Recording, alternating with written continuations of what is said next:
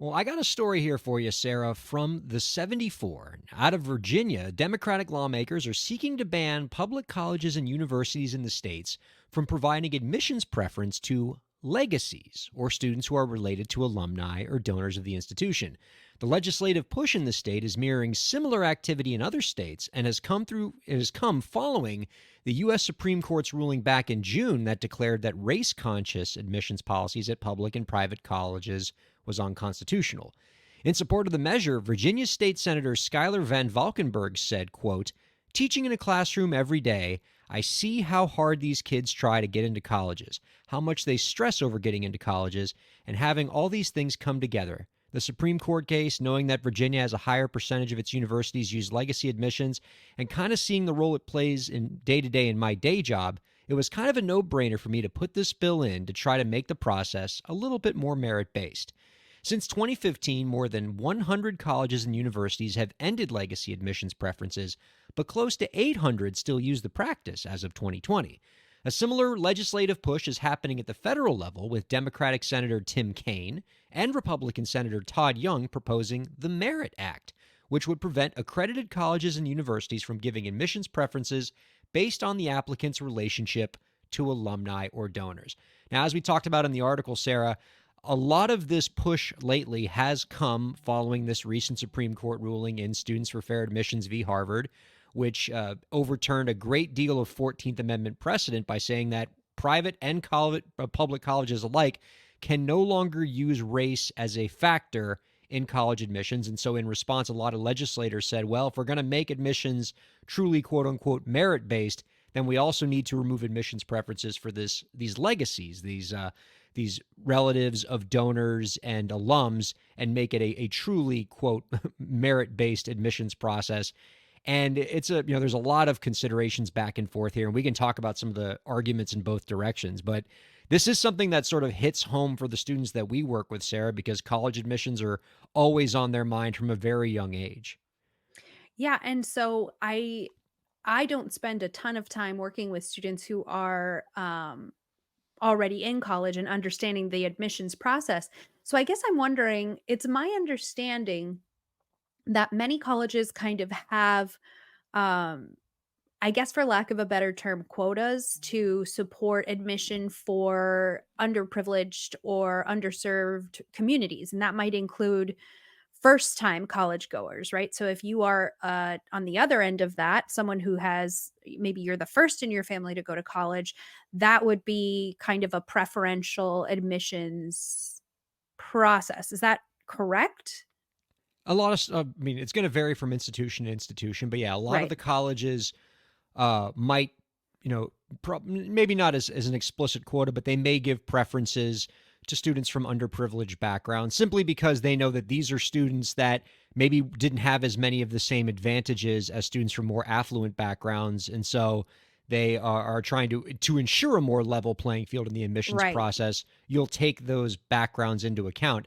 And by the way, even the Supreme Court in the Students for Fair Admissions case has said that that kind of admissions preference is still constitutional. You are allowed Okay. to look at a student's socioeconomic background when evaluating the whole applicant.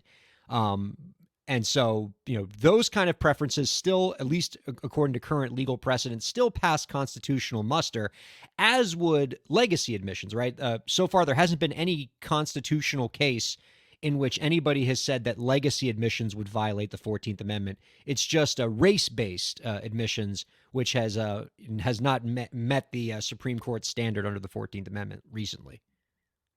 Okay, there's a lot of legal speak in that. I'm Sorry. try as a layperson, I'm trying to understand that because I guess in my mind it makes sense that if well, first thing that caught my attention when you were saying that is that this obviously it sounds like only public schools in this area or public universities are considering this change.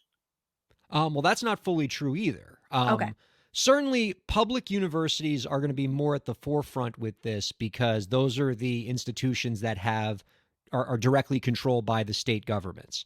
But we are seeing legislative push, including at the U.S. Congress level, to have these anti-legacy laws apply to all institutions. So what's happening is the federal government and these members of Congress who are sponsoring this legislation are using the Higher Education Act, which regulates institutional accreditation, and says, if you are an accredited institution, you would be required under the Merit Act, being proposed by Senator Kane and Young, to end legacy admissions at your institution, be you a public institution or a private institution.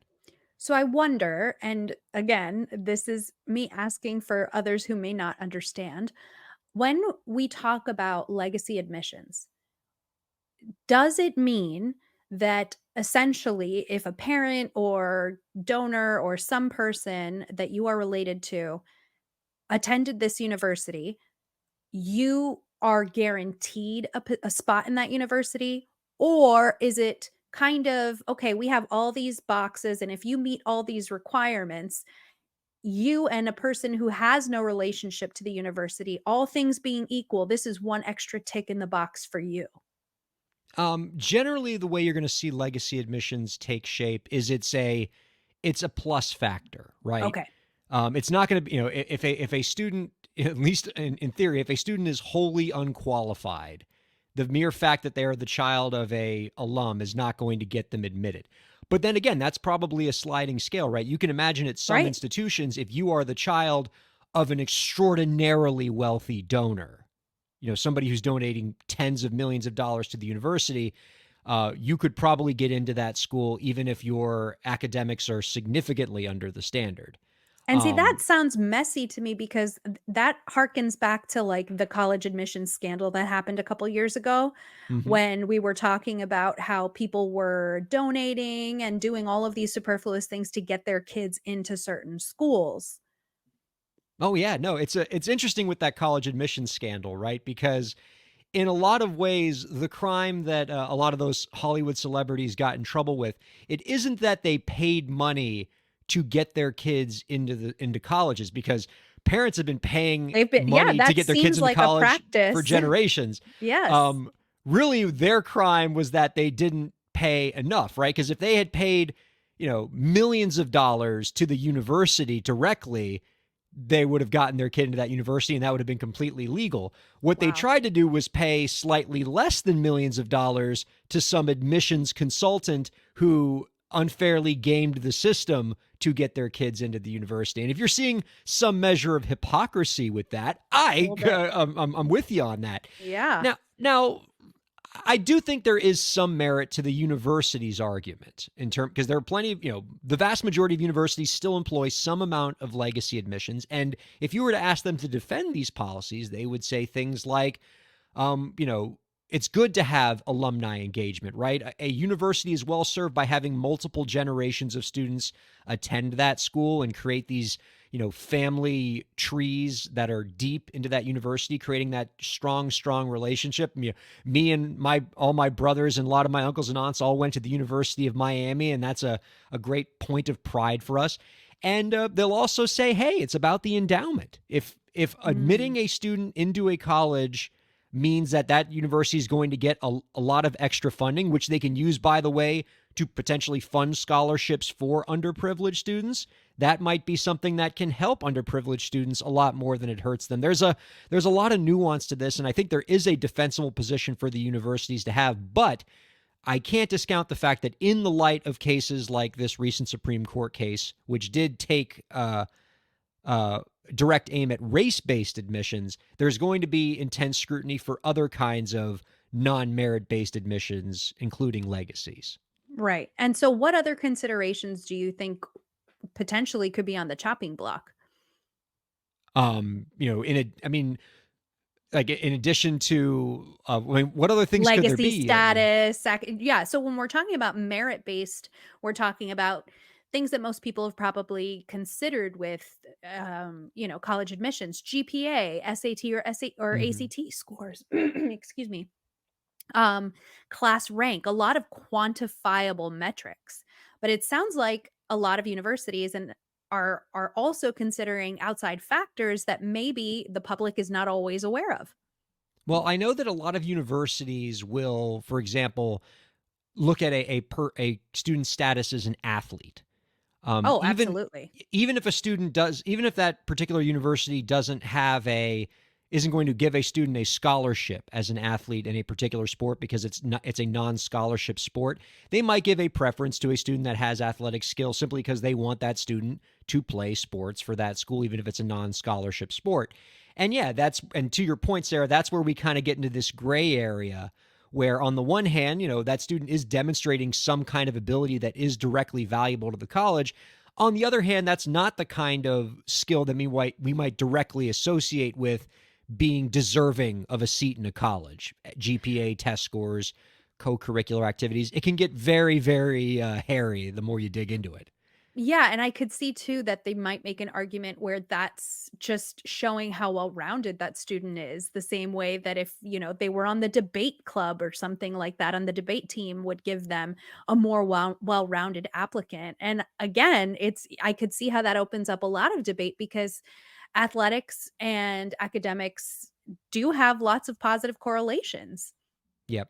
And and again, if we get back to the defense that colleges and universities have for legacy programs, right?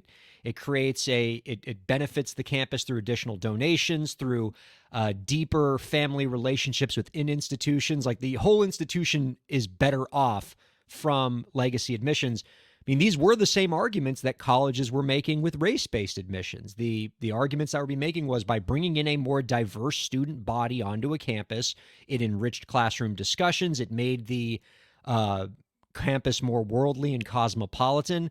And so there's always an argument beyond the numbers, beyond the GPA and test scores about why some of these unique admissions policies are employed. And, some of these things pass legal scrutiny and some of them just don't. And so I think this is possibly me requesting another episode just to understand that Supreme Court decision because I don't know that I fully do. So put a pin in that because I'm sure I want to tap your legal mind to understand that. I think I that could would have been a love to good do a whole preview. episode on that opinion. This area of Really doctrine is really interesting. need And to that break that down recent further. Yeah, that recent opinion in June changed a great deal of precedent in this field. Before this opinion came along, there was decades of precedent by the Supreme Court, which Right. basically allowed some amount of race based admissions preferences by universities. And then this case, Students for Fair Admissions v. Harvard, completely changed it, not just at the public university level, but with private But I heard universities you as say well. private as well. And so again, as a layperson trying to understand this, it doesn't make a whole lot of sense why something is legal and has precedent for so many decades and then just one day boom it doesn't. So yes, I think in fairness, I do think that would make a good topic to understand from your perspective. Absolutely.